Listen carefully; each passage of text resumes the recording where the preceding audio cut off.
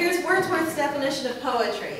It is the spontaneous overflow of powerful feelings. Now, one would think that if we stop here, I could write the poetry now because I've got powerful feelings with all the caffeine and sugar. But that doesn't work. Because I have to be able to recollect them in tranquility, right? Because that's the rest of it. Recollected in tranquility.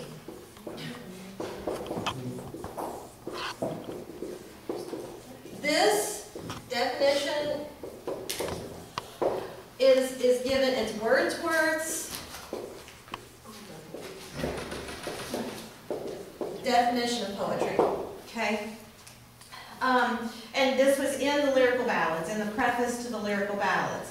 These two guys set out to write this new kind of poetry. Usually, well, poets will set out to write a particular kind of poetry, but I mean, this is actually a project to do something different, to revolutionize poetry. The things that are important are that it's spontaneous. It's a spontaneous overflow, so it's not calculated. It's not that emphasis on form, structure, planted, that kind of thing. Although it is still form. Of powerful feelings. It's not poetry necessarily of reason. I mean, think about Poe, how carefully he constructed all of those heroic couplets. You know, everything rhymes, all in iambic pentameter, the whole thing. So this is powerful feelings rather than what's reason through this argument. And it's recollected in tranquility. So the poetry is recollected. It's not that one experiences the sunset and writes it down at that moment. Instead, the poet sees the sunset and then goes back home, and this is what we get. He talks about this in Tintern Abbey. He says it's been 5 years since he has been to this place, right?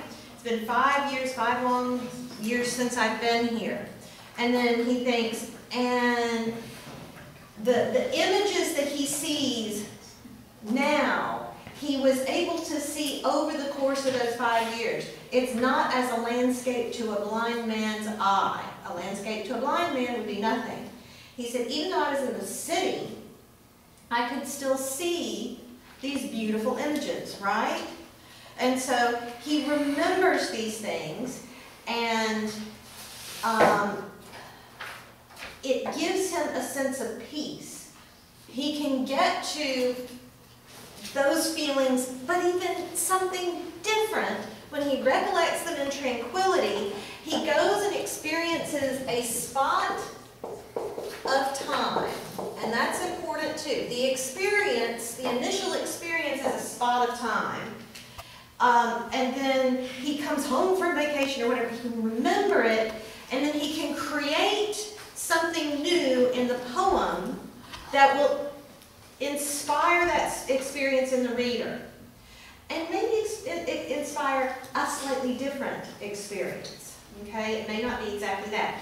Now, something that I'm getting past. What's the spot of time? Okay, the spot of time is the actual sunset. It's like there's this spot of time that he experiences. Okay. So I mean, An event.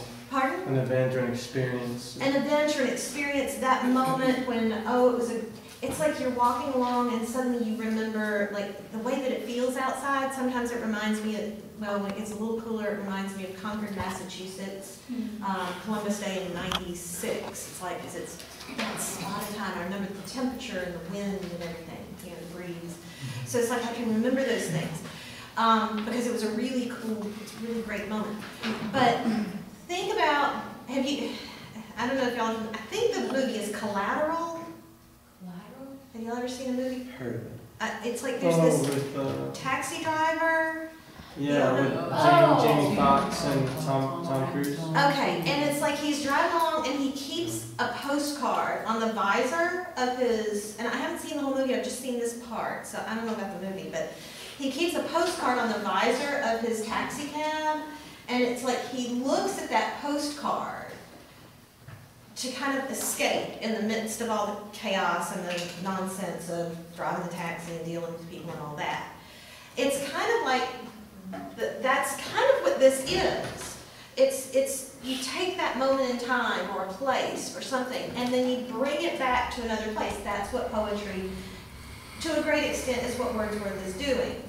Now, there is something extra there as well, in that it's not just a natural experience, okay? Because we have come through that sort of enlightenment, and everybody's going to focus on reason. And remember, we talked about we're going to focus on reason, and we're going back to the classical approach. Science is important. We talked about Voltaire and Leibniz, and science can explain everything, Newton and calculus and all that. So, where's God in the picture, right? Yeah. Kind of got washed out of that picture, didn't he? Okay, now, you kind of have to do Coleridge's willing suspension of disbelief, and let's pretend we're kind of walking through a timeline here. So first we're in the Middle Ages, and we're going to, for the sake of the argument, we'll say, in the Middle Ages, why do rocks fall to the ground?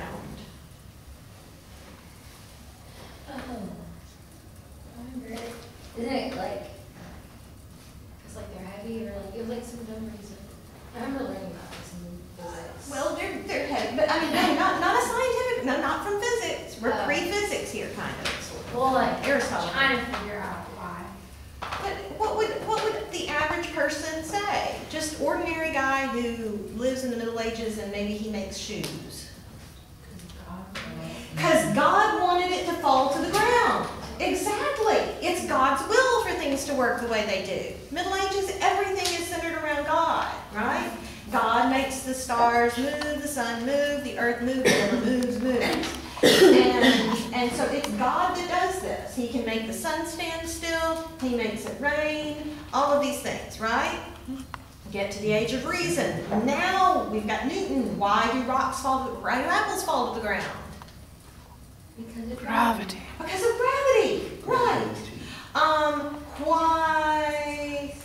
Why did I lose my roof during an event that people refer to as Hurricane Ivan? Because God.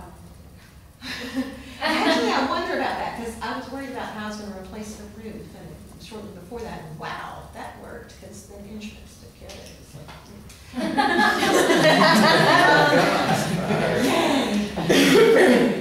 but it was really inconvenient. I had to sleep in the living room for 5 months. But anyhow, okay, so the whole house was in my living room. But, okay, so was it God, or was it a low-pressure system that brought in H2O, water, and H2O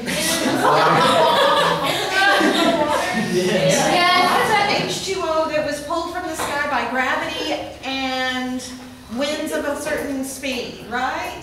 God. Both. Okay, we can say both. Okay. Now, we can say both because we're in 2011 here, right? Yes. And we love Jesus. And we love Jesus, yes. But if you are in Wordsworth's time, you have just come through this kind of railroad train of it's science, right? Wipe out God. And how does it feel when your house gets wiped out by a hurricane that's nothing but science? Kind It makes you mad. of makes you mad, but you don't have anybody to be mad at. You're not real sure what the purpose of all of it is. And so the Romantics look to something. They're not exactly looking to God, because faith in God has kind of gotten undermined. Okay, God's kind of, it's just like, I don't know, at least it's not popular if you're an intellectual. So, kind of taking God out of the picture leaves the Romantic spirit saying, but there's got to be something more. And they look for this in something called the sublime. Okay, the Romantics are really big on the sublime. But what is the sublime? If I say it's a sublime day, sublime.